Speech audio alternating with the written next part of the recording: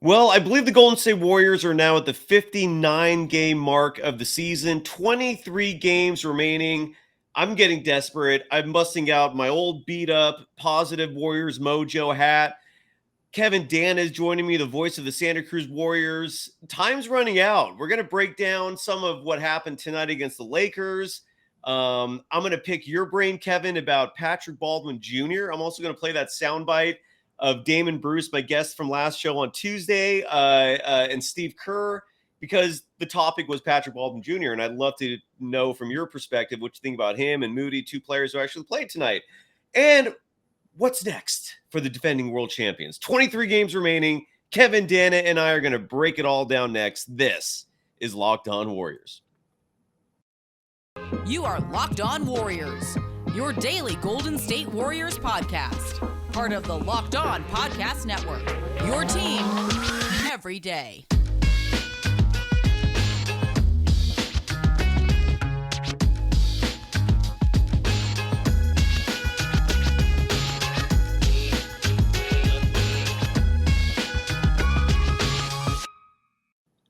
Thank you for making Locked On Warriors your first listen every day. We're free and available wherever you get podcasts. Today's episode is brought to you by FanDuel Sportsbook, the official sportsbook of Locked On. Make every moment more. Visit FanDuel.com/LockedOn today to get started. You could follow Kevin Danna, the voice of the Santa Cruz Warriors, the voice of Victor Wembanyama, and a whole lot more on Twitter at Kevo48. You can follow me, Cyrus Saatsaz, on Twitter at DogSurfRoadshow. Kevin, it was nationally televised on TNT, and it was a feces show. The Los Angeles Lakers absolutely dominated the Golden State Warriors. Final score was 124-111. Great to see you, brother. How are you doing, and what was your initial reaction to the game? Thanks for having me back, Cy. Doing well here. Happy that the Santa Cruz Warriors are on a win streak. Hopefully, Golden State can pick it up soon. I will say this: I had my show with Warriors Roundtable with Gary St. Jean on Tuesday. I said this was a must sweep back to back. This is their 13th back to back. They have swept 2 of the first 12, and it's going to be 2 of the first 13 because I don't think they could sweep this one since they lost the first one. Okay, that was before I knew Wiggins wasn't going to play. Right. And big difference. Yeah, huge. Wiggins, if you don't have Wiggins and you don't have Steph and you're on the road against a revamped Lakers team, you'd probably have a 40% chance at best to win this game. And it's just they gifted too many points in transition to the Lakers. Yeah. I mean, there were 4 that just I could have scored on. When Poole lost his balance driving, it was 39-33, had a chance to cut it to 4, and instead, it was Austin Reeves gets a dunk the other way because just Poole fell. And then another one, Draymond Green, I think it was in the second half. Mm-hmm. He tried. I think it was Draymond tried to go behind the back up top, behind the back bounce pass, and just missed Clay. I think it was by 5 feet, led to another dunk. And it's just two. I mean, that's just 4 points, but that's potentially an 8-point swing right there when you're down your 2 best players. I mean, if you look at fast break points for this game, 29-8. That's kind of the story right there.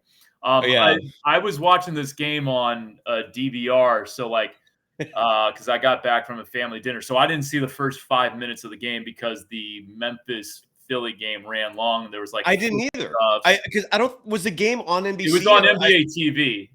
It started on NBA. I don't get that. Oh, okay. I don't get that. Yeah. So I mean, apparently it was a decent start for Golden State, but do you get NBA TV though? That's always been a huge gripe of mine. Whether it's certain, it should go on the CBS, right? Is that what you?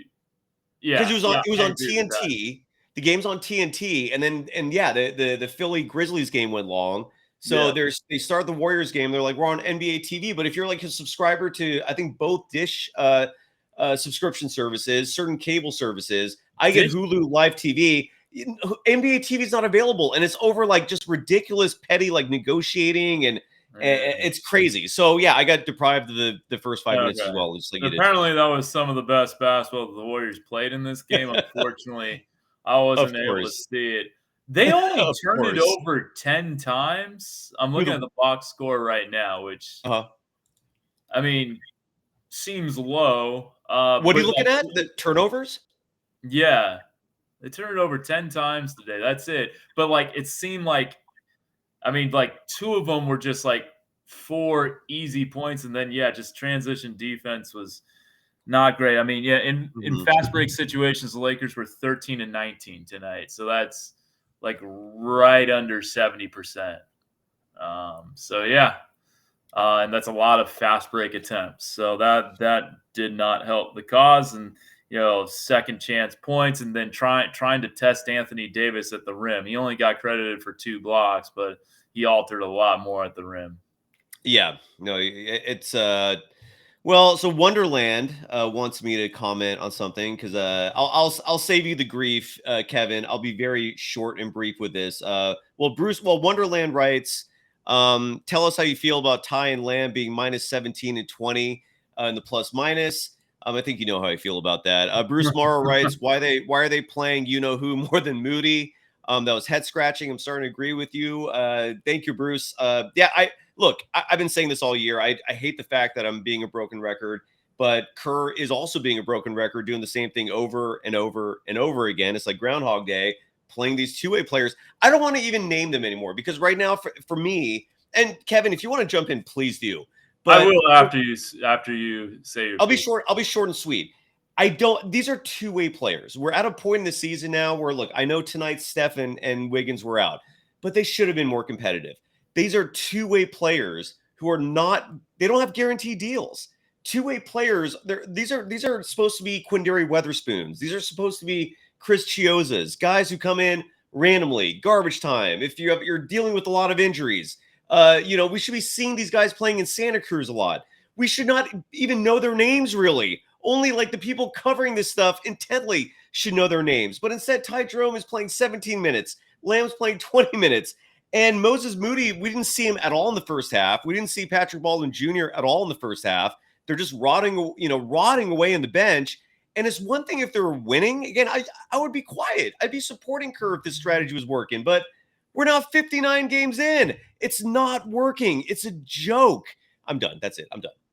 You're I know a lot of people feel the way you feel, but I think it's like unquestionable that like Lamb, and I know the response to what I'm about to say is that Moody hasn't had the chance to show this, but like Lamb and Jerome unquestionably have been solid enough to be rotation players. I don't think like their production, their shooting splits, Ty Jerome's assist to turnover ratio, like it would be great if Golden State was deeper than they are, but they're not. And so these guys have stepped up.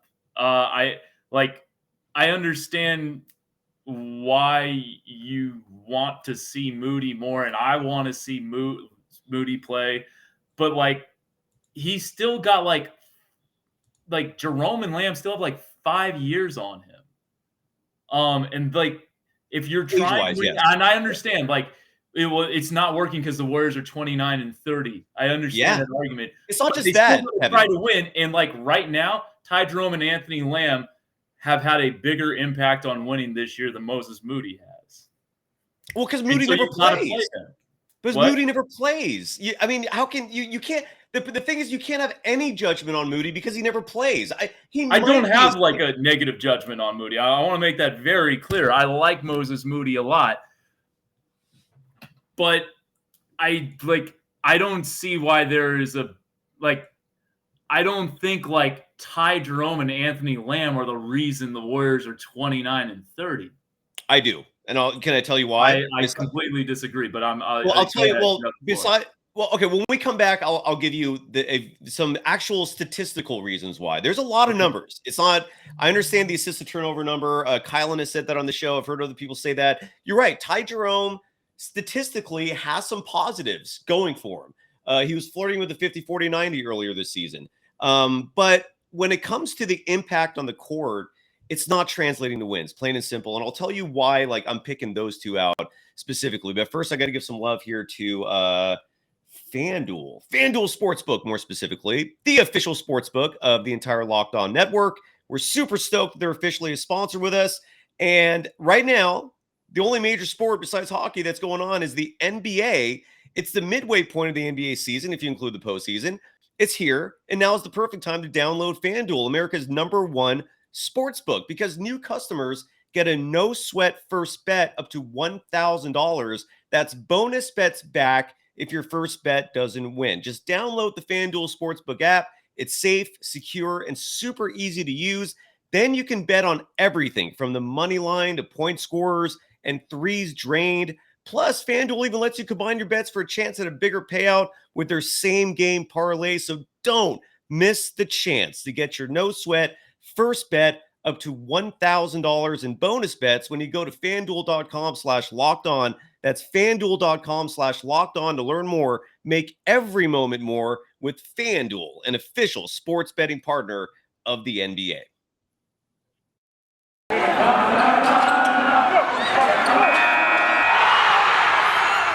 You are Locked On Warriors, your daily Golden State Warriors podcast. Part of the Locked On Podcast Network, your team every day.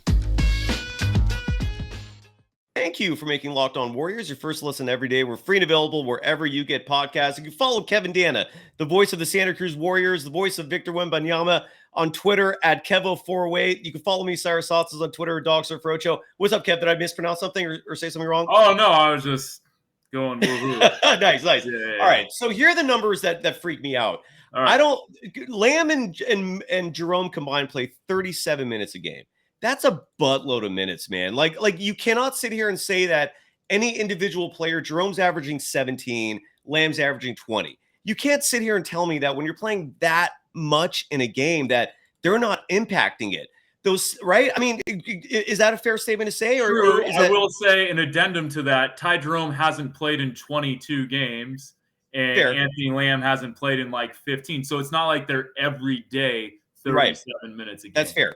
So to that end, the Warriors when Ty Jerome plays are 15 and 22. When Anthony Lamb plays, they're 23 and 21. I actually don't mind Lamb as much because I decided to start looking at a lot of the splits and their impacts. Now, Anthony Lamb tonight was awful for the simple reason that whether it was Rui Hachimura, whether it was Anthony Davis, whoever he was matched up on, all they had to do was turn around and shoot it, and it was a free shot. It was completely uncontested. Anthony Lamb does not have a 7'1" wingspan like Moses Moody. And I'm not even comparing Moody to Lamb. I think Moody should be getting Jerome's minutes. But the thing with Ty Jerome, besides the fact that in the games he plays, they're 15 and 22, 7 games below 500. And in all those games, he's averaging 17 minutes a game. He played 30 tonight. That is ridiculous. The team's differential when he plays is their net rating. I apologize. Their net rating, which is points per 100 possessions. When Jerome plays, it's minus 5.2. And there's enough of a sample size where I can deduce from that number, okay, the Warriors are losing points when he's out on the court, right?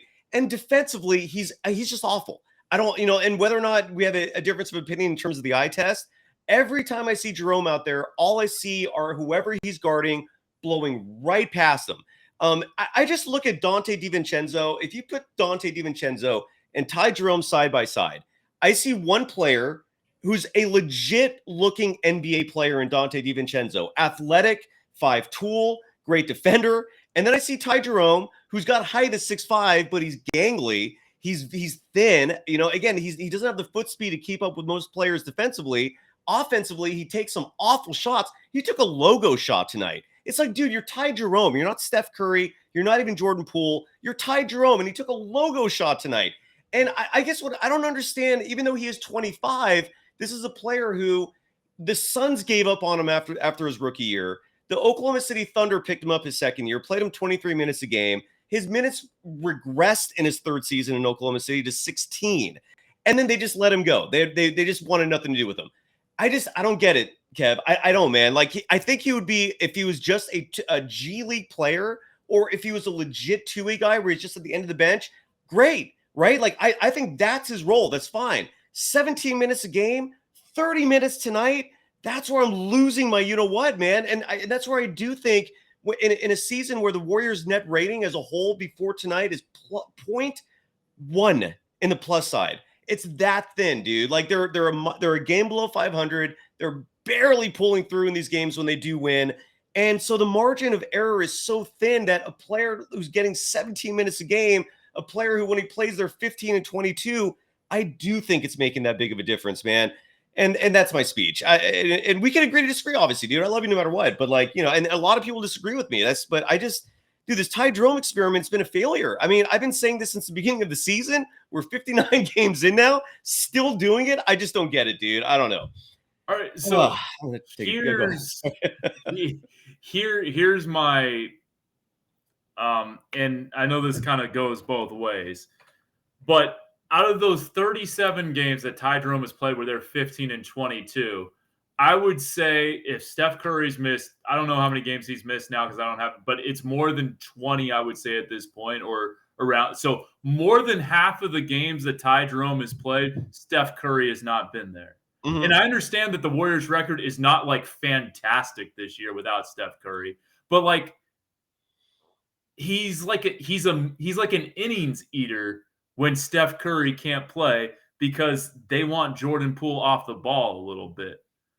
Why? I don't understand the why of that either. Like, because last year, dude, they had Chris Chiozza as their backup point guard. That's what a two-way player, in my opinion, should be doing, right? Like going back and forth between your G League team, gaining experience, possible development player, and that's all they had. They like Jordan. Like I don't get why Kerr and maybe Myers, like why they feel this need to have a traditional backup point guard. And that's what Jerome, honestly, like I wish he did more. Like I wish his shot attempts were down to almost nothing. I don't mind him passing the ball, setting up the offense, but there's a lot of times where you don't want him shooting when he's having like a 51, 40, 91 season? No, because again, it's not translating to wins.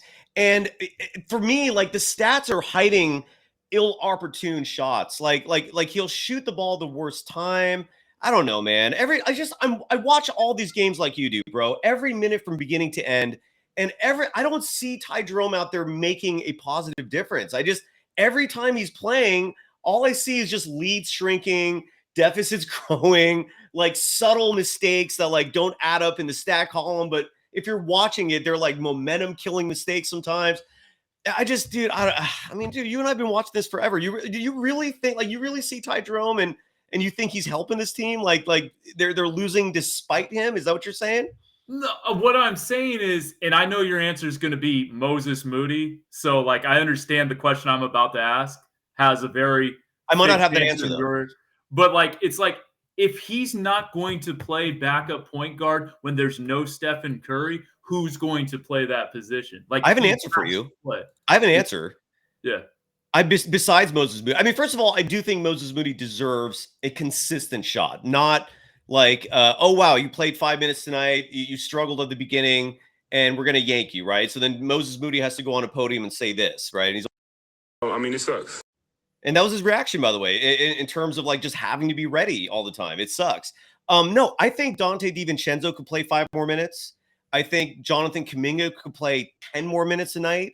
Like Kuminga's a player who, like, his confidence, he's such a young kid that I feel like his confidence is shot if you're not giving him like faith, if you're not showing him you believe in him, right? I mean, these are kids. Like you gotta play these like sometimes coddly type psychological games with them. And so I think Kuminga could get more minutes. I think JaMychal Green, who you and I were like from the beginning, we were like the only ones who loved him. I think he could get more minutes out there. I think that's where the minutes could go. I think you just give more to Kuminga because he needs more experience anyways for the postseason. I think Dante DiVincenzo, I think his minutes are up to like 25 a night. Make it 30. Make it 30, right? I mean, why not 30? Like, unless they're worried about his body breaking down. If that's the case, then, at least explain that. So I'm not sitting here complaining about it. But he's averaging 25.2 minutes per game. But anyways, time to move on. I feel like just one last thing on Ty Jerome, why he played 30 minutes tonight. Because the game was over with what you'd say like 9 minutes to go in this game. So he played. Did he probably played like the last? So like in a competitive 48-minute game, he wouldn't have played 30 minutes tonight. Oh, well, like that's fair. That's fair. his, Yeah, his he would have last played a like 17. 5 minutes were like innings eating. Like that You're right. that You're relief right. pitcher you throw out there when you're down 10-0 in the top of the seventh, and you've played 20 days in a row, and it's August, and you just need to get through the final 9 outs somehow. Yeah, no, you're right. You're absolutely right. The Warriors, to start the second half, cut the lead to 1. Klay Thompson hit that beautiful jumper early in the third, made the score 59-58. Then the Lakers go on a 21-7 run, and it was just over after that. And plus, they're facing a back-to-back. Kevin, what about this game? Was there anything that you took out of it that was a positive?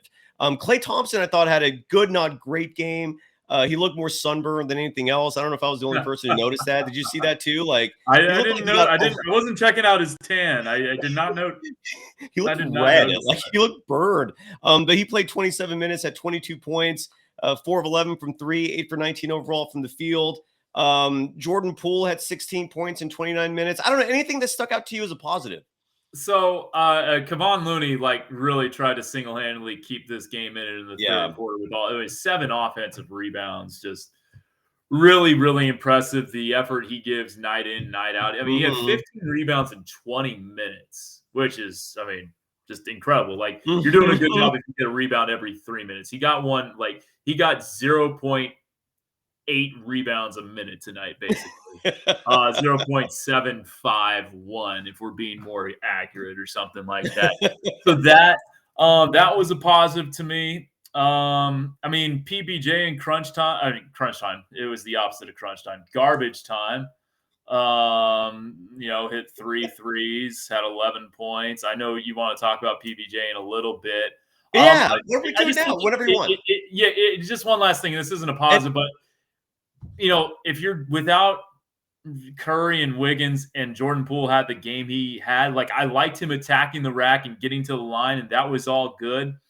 There were a lot of possessions where it felt like he was out of control or like trying some wild shots against Anthony Davis. Like there was one, like, I mean, Anthony Davis is a heck of a rim protector, and he was trying to really try to English one in. But you can't win when you don't have those two guys, and Jordan Poole goes 3 for 13. Like, you're not going to win. And I thought Poole did do some really good things in getting to the line. That's what you like to see. That was a big positive early.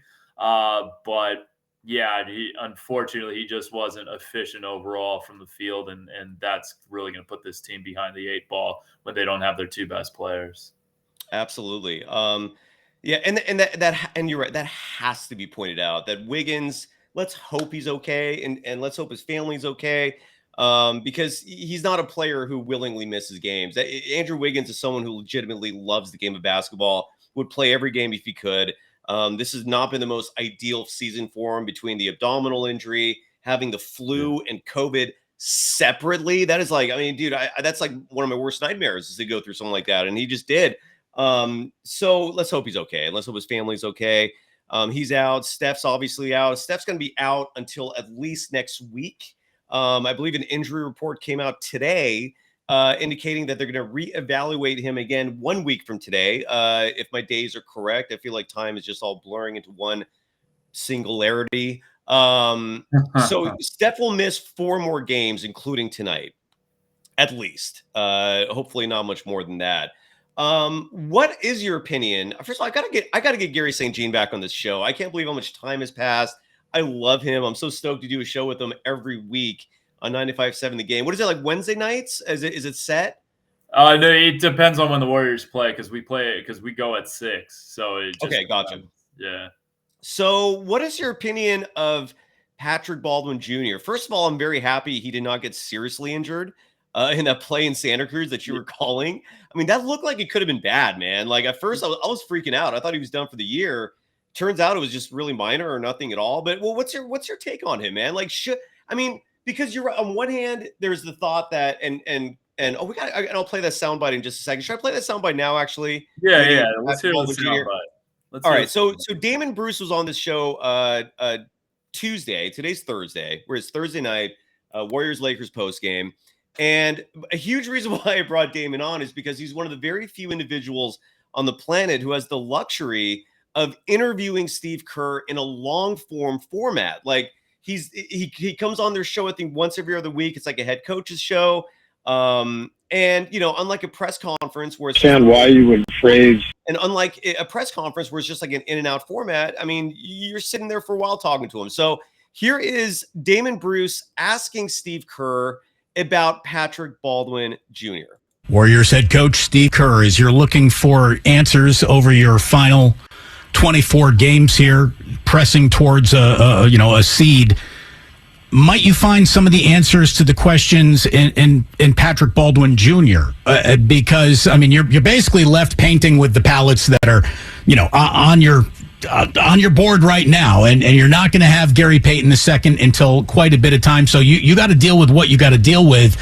Is there anything that you can maybe find in him since he hasn't been explored very much? What's his progress? How does he avoid becoming, James Wiseman Part 2, for a lack of a better way to describe it?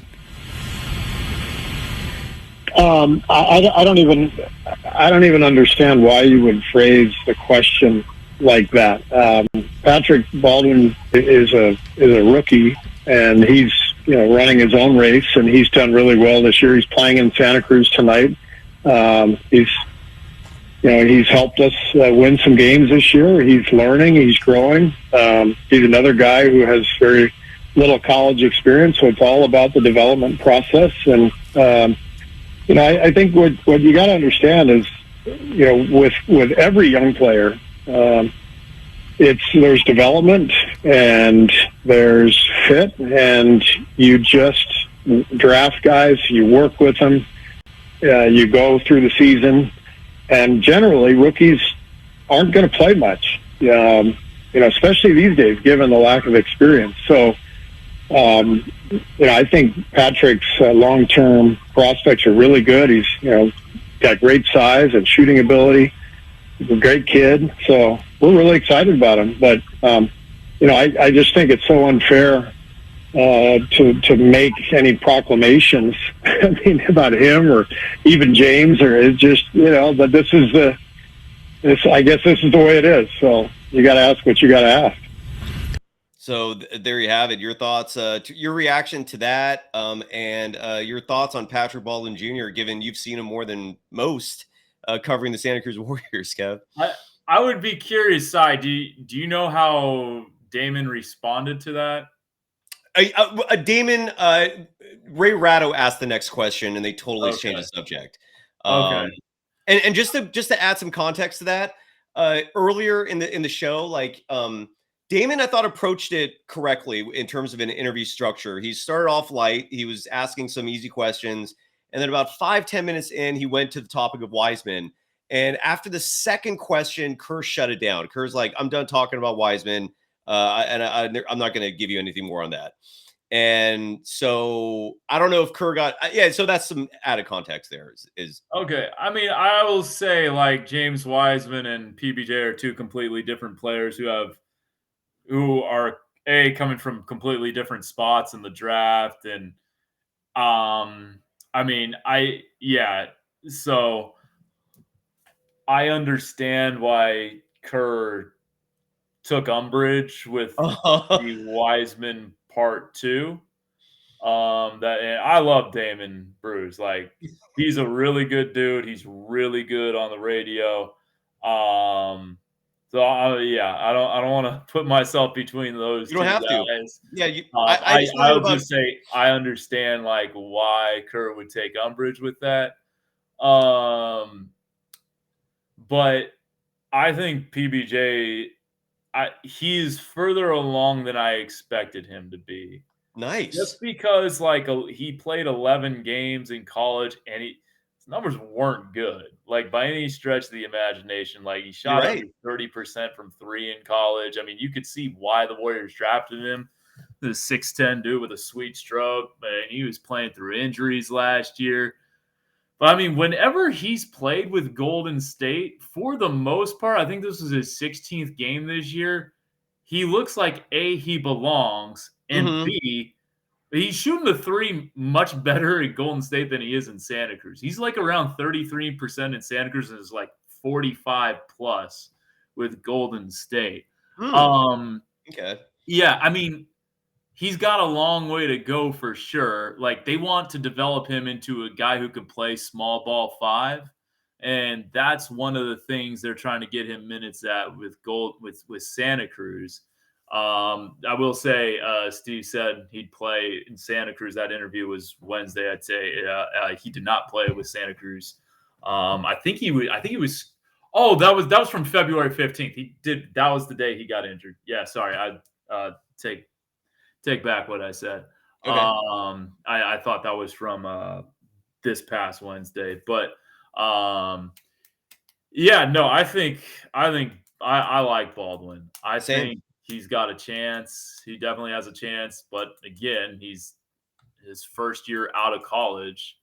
It's going to take a while, and you can't just see a guy shoot hit 3 threes and occasionally play good rotation minutes and think that he's an everyday guy at 19 or 20 years old. Right, so, right. Like, yeah, I understand why Damian would want to see more PBJ, and I think that's a fair question. Could he play more? For sure. I do think he's got a totally different story than James Wiseman. Yeah. I think the part 2 thing was more in reference to just, are you just going to sit him and just, basically just bench him until you realize he can never do anything? I mean, Wiseman was in his 3rd year when we were having this conversation about why is Wiseman not playing, and like PBJ is a late 1st round pick in his rookie year. So I think it's 2 completely different. That's fair. I think what I'm trying to say is I think Damon was kind of just expressing the frustration of the fan base as a whole in terms of. I understand that. Yeah. And I mean, yeah. Well, because Kerr's reasoning for because earlier in that same show, Kerr's reasoning for letting go of Wiseman, he was asked, why did you make the trade? Why did you give up? Was his lack of experience. And so Damon's, the reason why I said the part 2 thing then was because that's all he would say. He wouldn't get into specifics in terms of the factors. He used the word factors. He said there were factors involved, but he wouldn't get into the specifics of what those were. And then so then Damon, I think later in the show, said that out of frustration, for the simple reason is like, how is anybody going to get experience if you never play them? And that's the whole conundrum. And James Wiseman, by the way, tonight in his 2nd game with the Pistons, 24 minutes played, 8 points, 10 rebounds, plus 16 in the plus minus coming off the bench. So good for James. Produce. Yeah, I have a couple of messages here real quick. First of all, and I'm curious to ask you this. I'm curious to get your response to this. Going back to the young thing, right? Because you said Moody's only 20 years old. Jerome and Lamb are 25. I think Lamb's 26 now. I might be mistaken. But I mean, I was just throwing mid-20. Yeah, no, yeah. But then what about like the other players who are 20 years old and actually thriving, like the Keegan Murrays, the Paolo Bancheros, I mean, is age like is that always an impasse, or like what, like I guess I'm just trying to understand why Kerr isn't playing Moody. I think a lot of people are trying to understand that. Like do you have any insights into the why of that? No, I don't. I would just I'm sure he has his own reasons because he sees these guys a lot more than we do. Like, I don't think Steve Kerr's saying the fan base wants me to play Moses Moody, but I'm going to say F the fans. I'm not going to play him just to piss Cyrus Saatsaz and all of Dub Nation off. Like, I doubt, like, that's not why he's not playing Moses Moody. It would have surprised me. It's like some like, oh, he like, there's like some off the court stuff. Like all we hear is he's a great dude, very professional. I've been around him and I've never had a complaint with Moses Moody. But I mean, he's seen something in their on-court capabilities right now that is leading him to play Ty Jerome and Anthony Lamb over Moses Moody. And I will say, like, I think Steve Kerr knows a lot more about basketball than me. So. Well, yeah. That goes without saying. But again, it's if we're not going to talk about this stuff, there's no show. And No, so it's fair. I mean, and it's fun to talk. I have fun talking about it. Maybe that makes me sadistic. I don't know, but I get a joy out of talking about this stuff. And this is well, I think we'll leave the show on this note if that's okay, just because Yeah. and we're seeing all the chats. So your chat posts are brilliant. I'm laughing. Rich Dub writes this. This is interesting, and I'll leave this on. We'll end on this note. Rich Dub writes, if they don't win this year, are they still in win now mode? Like what happens? Is that too expansive of a question to ask right now? Like, what happens if the Warriors season ends early? Is that for a whole other show? No, it's a fair question. Very I fair mean, question. I don't think they say, oh, damn, we lost in the play-in round, or we lost in the first round, or we lost in the second round. Time to pack it up. Like, you still got these guys under contract next year. I know Draymond, they're, Right. could opt out or whatever, but, like, these guys are theoretically all under contract next year. And look, I am of the type of the line of thinking, you won 4 championships with these guys. Until they literally can't run down the floor, you do everything you can to make those guys happy in a Golden State Warriors uniform. That's why I really hope the team attacks the buyout market, because they need help. And I wouldn't mind a Serge Ibaka. Stanley, what's your thought on Stanley Johnson? I've been hearing his name mentioned by a few people, and I think he's a solid player. I saw him a lot in the G League last year. Exactly. The only thing, like, the question with him was his shooting. I'm gonna have to pull up his real GM page. That was like one reason. Like, he wasn't a shooter, and that's why he one reason why I understood why he wasn't in the NBA. I mean, this year in 30 games, he's 45% from 3 on 1.3 attempts. He is not like a spot. He's not a 3 and D, but he's a heck of a D, and he's got like an NBA body, and he's becoming more of a 3-point shooter. He was very solid. I mean, I think he's an NBA player. I think he's a back end NBA rotation player. I like Stanley Johnson as a guy who could be a 10th to 12th man somewhere in the NBA. Same. Yeah, I hope they do something, because this team could use a player or two. I'm just stoked they at least tried to get Patrick Beverley. That was encouraging. It shows me they're self-aware. Well, anyways, you can listen to Kevin Danna on every Santa Cruz Warriors broadcast. You can follow him on Twitter at Kevo408.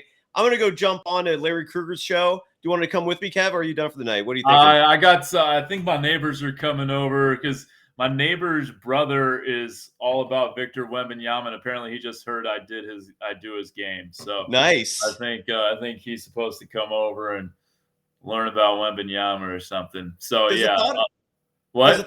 Does the thought ever go into your head when you hear a story like this? Like, my friend is a huge fan of yours because you call the Wembanyama games.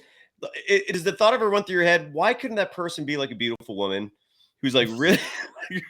Well, hey, the person doesn't know me, so they're not a fan of me. They just really like Victor Wembanyama. Kevin and I are still, I can't say that. I don't know. Maybe I shouldn't have said that. I don't know. Regardless, do I edit that out in the recording? No. All right, cool, awesome. All right, thank you everyone for joining as usual. It's a bummer the Warriors lost. They're back at it tomorrow, so hopefully things will turn for the better. I didn't even get a chance to talk to you about third quarters, man. I had a whole segment queued up for that, but that's they're not the third quarters of previous years. We can say that much, especially tonight's third quarter. No, you're absolutely right, man. So, all right, everyone. Thank you as always. We'll read all your comments. Thank you so much. Till next time. Take care. Thanks, Gav. Later, man.